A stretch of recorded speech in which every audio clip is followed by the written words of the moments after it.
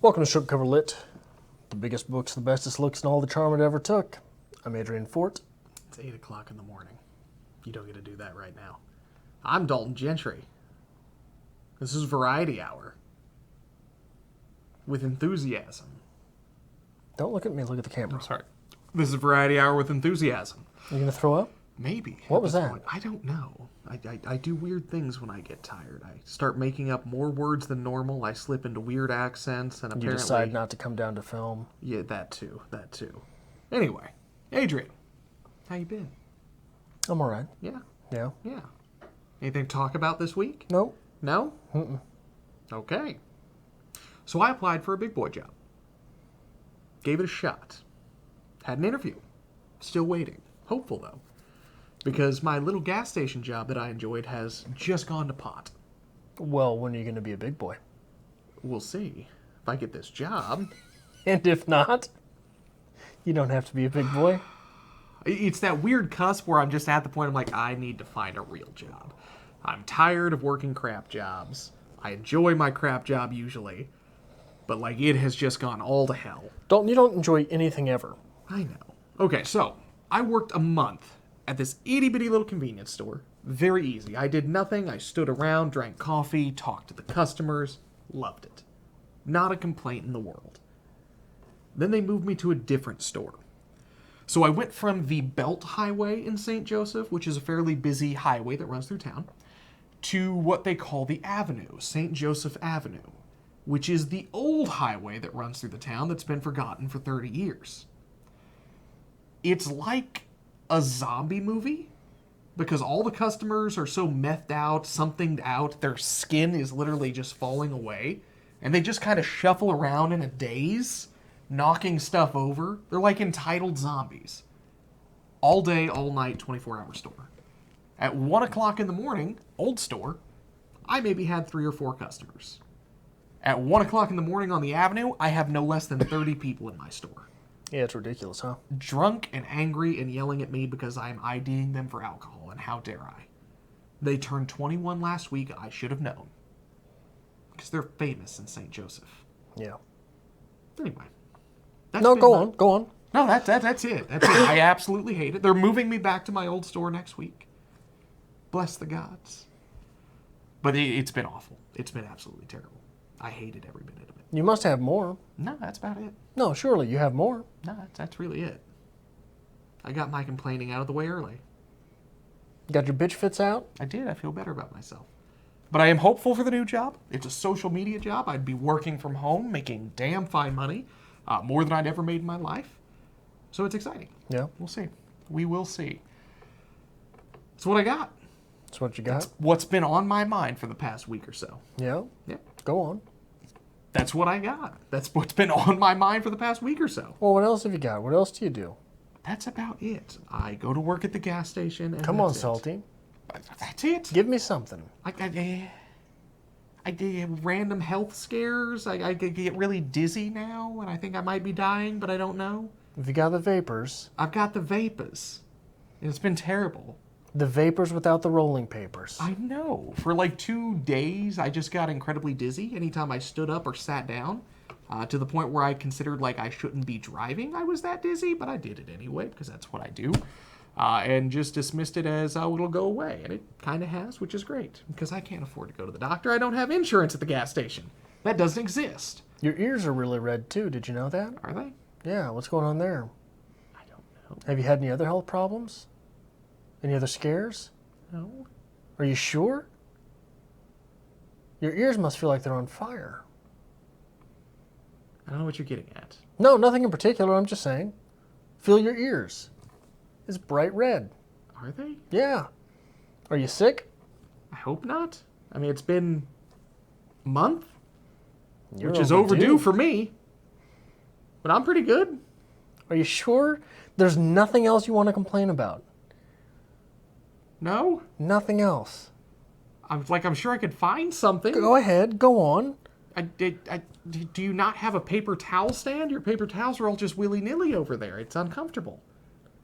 I'm a 34-year-old single man. I've never had a paper towel stand. That's disappointing. You should Why have is that one. disappointing? Because you have to have a placeholder for your paper towels. To hold them in place? Yes. Where's your paper towel holder? Next to the sink. Always? Yes. Why do you have to have a stand for it? Because they might get knocked over and fall in the sink. That'd be a tragedy. I'd lose all the paper towels.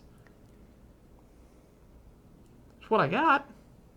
Anyway, how are you? I'm alright. Okay, that's good to know. Anything fun going on? Any adventures in Adrian's life? No, we're here for you. I don't know what else to tell you. That's disappointing. That's what I'm here to do, disappoint in a grand fashion. Anyway, going to the gym later? Maybe. Talking about that? No. Just the gym.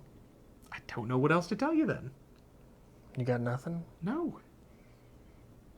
Variety Hour's your show, not mine.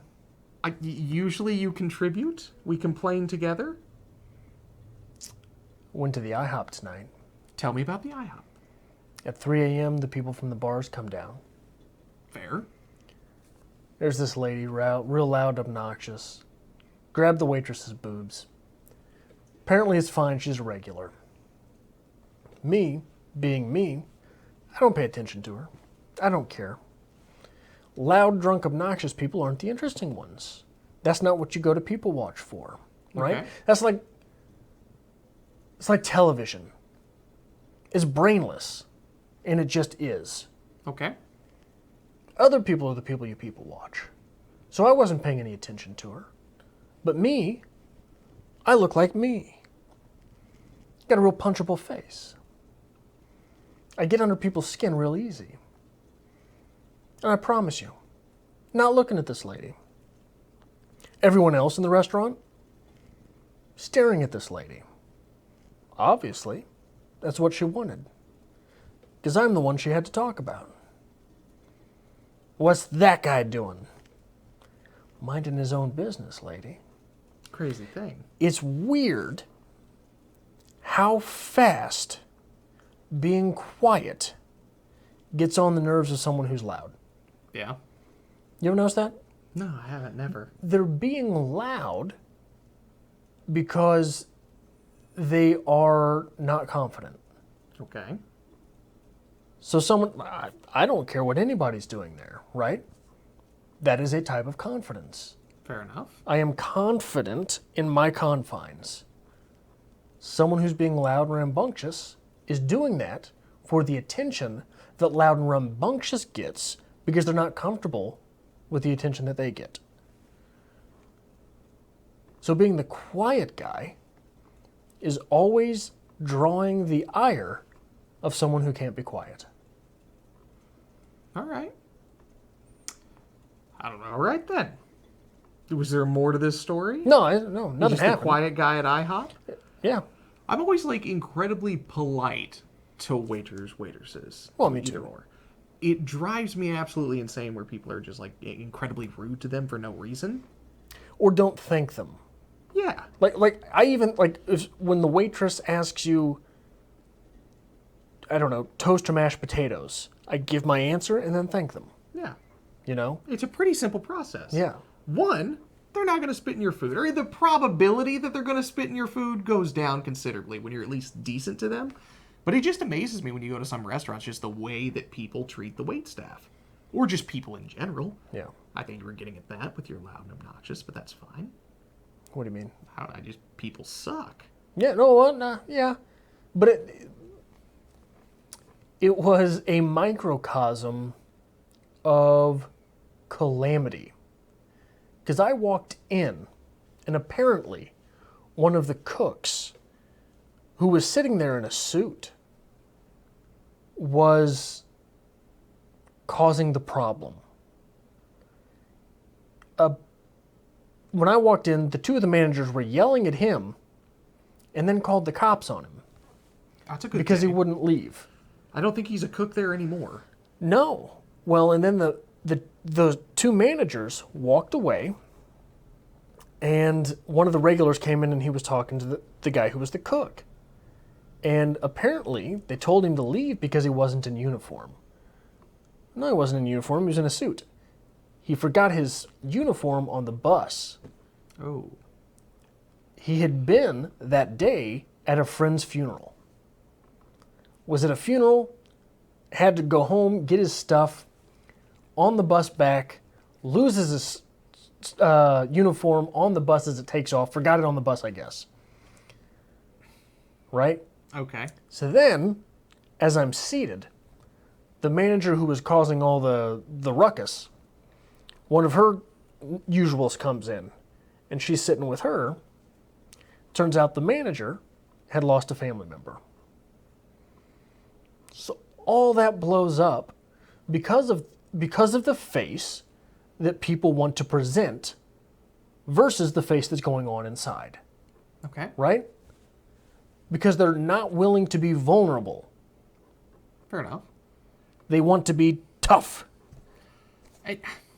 You worked in management for a long time. You've been a manager for a long time. 18 years old. So let's say where you work, there's a uniform.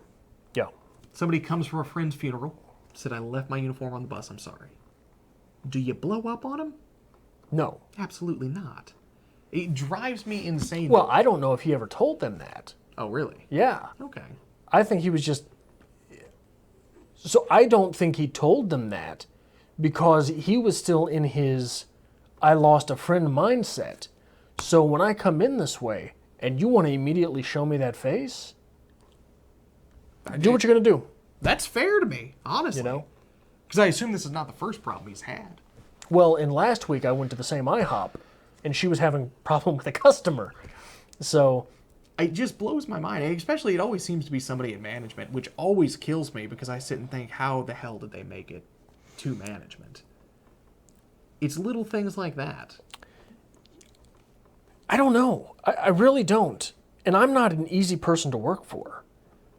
You know what I mean? Like, I have expectations. I set forth parameters. But especially if you come to work dressed beyond uniform, I'm not going to send you home. Fair. I hope you don't get anything on your nice pants. But Makes pal, we've sense. got a job to do. You know? Yeah. Especially on the overnight crew. How many times have you been into an establishment during overnights and someone's not in uniform at all? Fair. You know what I mean? I think I'd feel better about going to a place that, the cook was in a suit compared to what I usually see people wearing at the overnights. It's usually some kind of like pajama pants and a dirty t-shirt. Is that what you go to work in?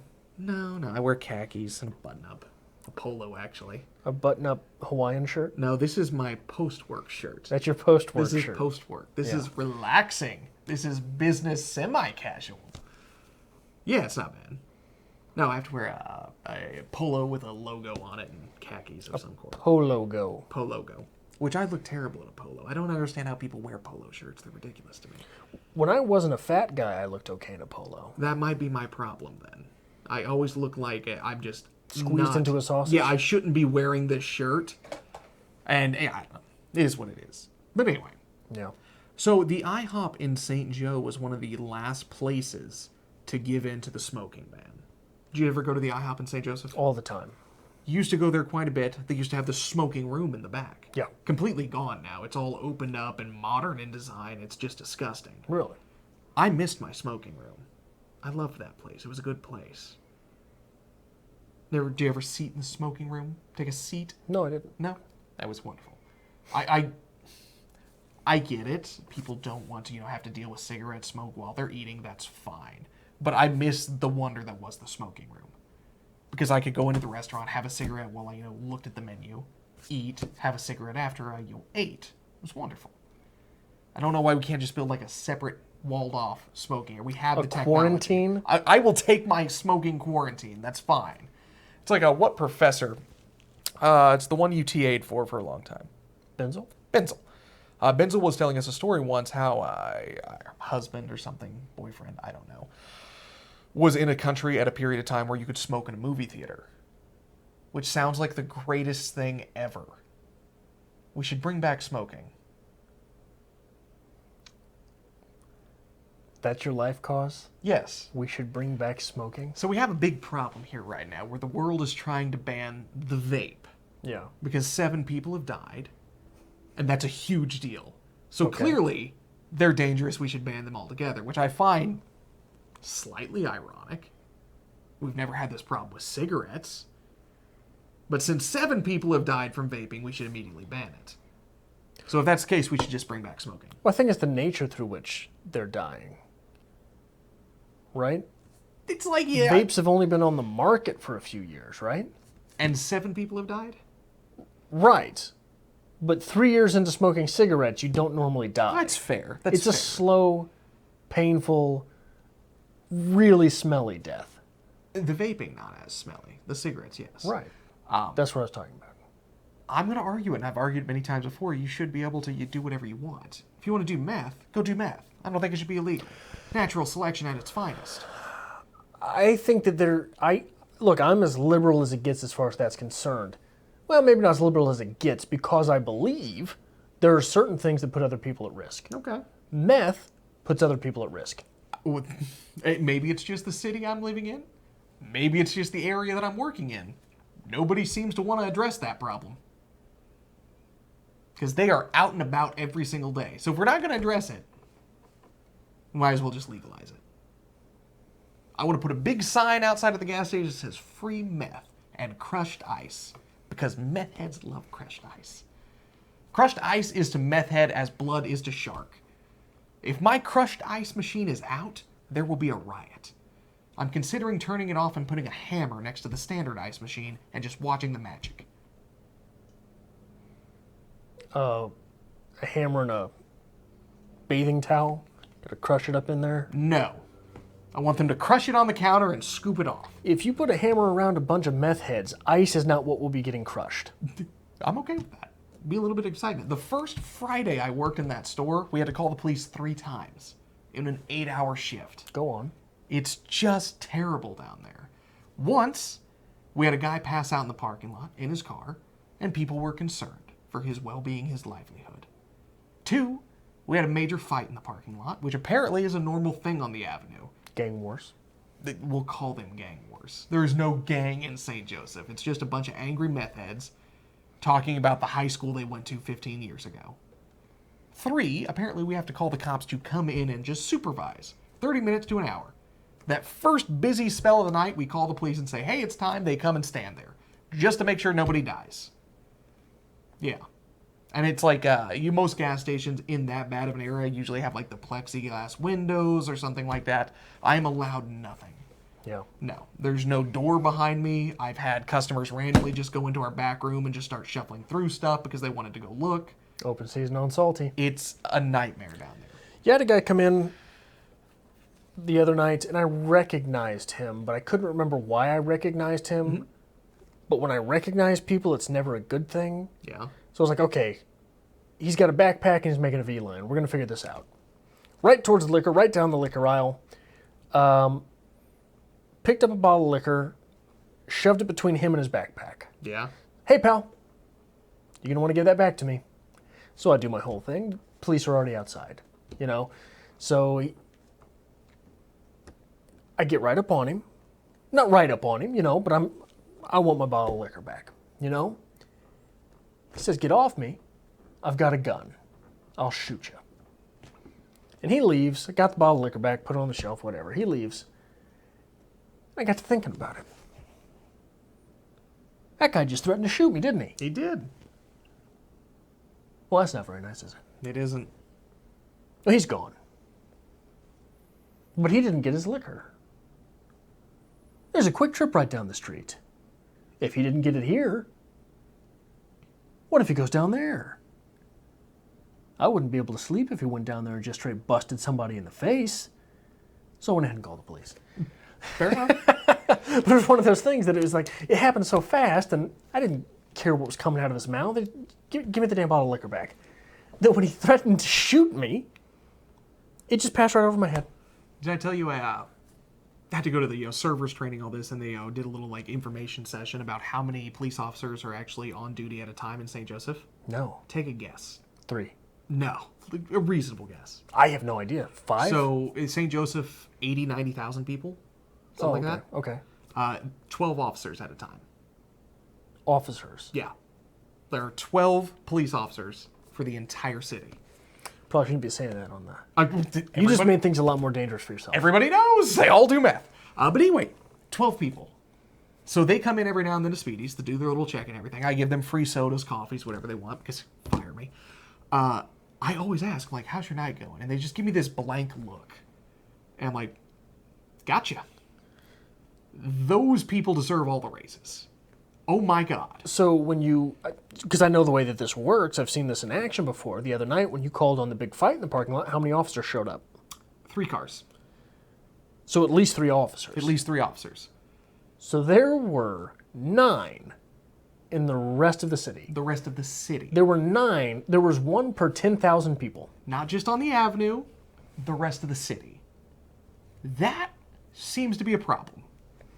Certainly doesn't seem safe. I think I figured out St. Joseph's problem. Why nothing's getting addressed. It seems to be a problem in the world in general. Yeah? When was the time you went into an establishment, be it a restaurant or a retail place or an office that you had, like, having to register to get this server's license, and you noticed that they were overstaffed? Never. Never. Fair enough. No one has people. It's the meth. What? I don't know, it's gotta be the meth. No, it's money, you twit. What do you mean it's the meth? It's the meth. What is the meth? I'm blaming everything on the meth right now. I don't know your math. No, it is the money, for sure. I make I make poverty wages, no days off, no insurance. Yeah, it's the money. Yeah. But I show up to work because, why not? Yeah. I need a job. No one has answers for the money. Nope. You about to make like a presidential bid right now? No. I didn't know that's where you're going with this. I'm making a let's leave the United States bid. But there's nowhere to go. No, it's just as bad everywhere else. Just as bad everywhere else. At this point, we just need to go off grid. We need to find us a slot of land out in Montana and just hide. I'd have just as much insurance there as I do here. You would. I bet you'd be just as fine too. Oh, yeah.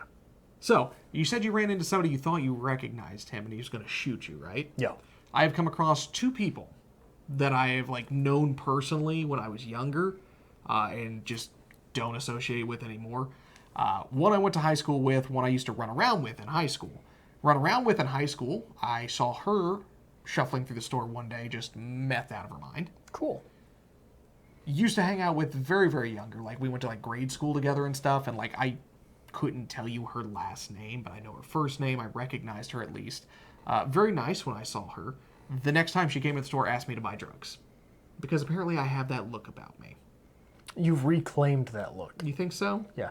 After, when you worked in law enforcement, you didn't have that look. I had to clean up a little bit. Yeah. You don't want to look like this in law enforcement. You It's hard to certainly get. reclaimed that look. It's hard to get people to take you seriously looking like this. But I don't need people taking me seriously right now. Except that new job. They need to take me seriously. Have they seen you? Nope. It was a phone interview. Good. Nailed it.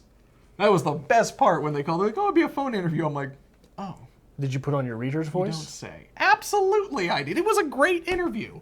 It went well. What went well about it? What makes you feel it went well? So it's for social media marketing. Okay. I feel like I've got a relatively decent grasp on that. Okay. The job description also said it was for some video work, video editing, creative design, things like that. Well, fun fact, I've got a little bit of up on that. Okay. This I don't particular, know where. I don't know either. This particular company actually started about 11 years ago with a YouTube tutorial. So they are, in their market, the biggest on YouTube. So, got a little bit of experience in that. Not being the biggest on YouTube, but I know what I'm talking about at least. I can talk analytics with you.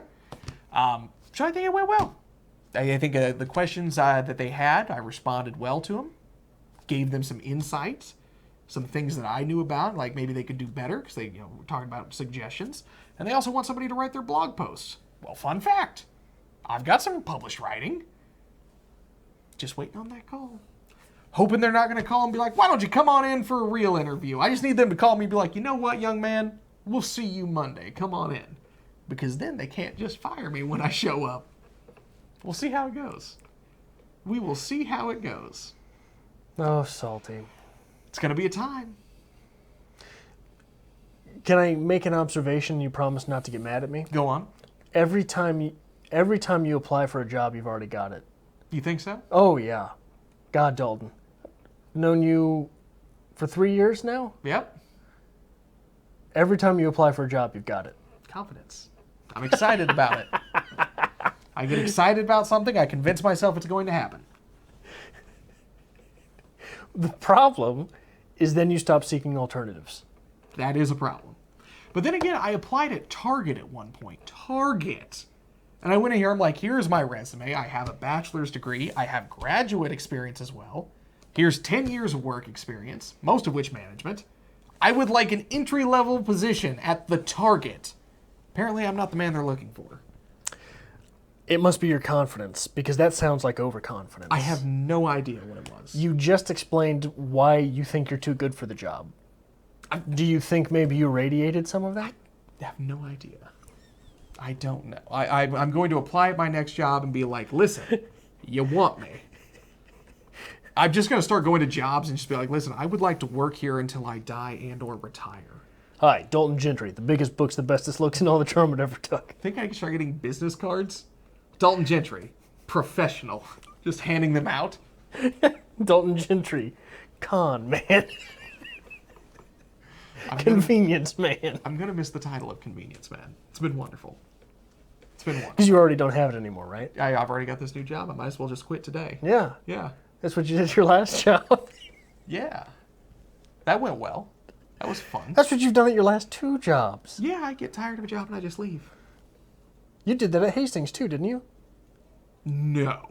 No. No. Hastings, I ended up, I moved off to France and I gave my 2 weeks and I came back. They're like, hey, do you still want to work here? I'm like, not really, but I guess I can.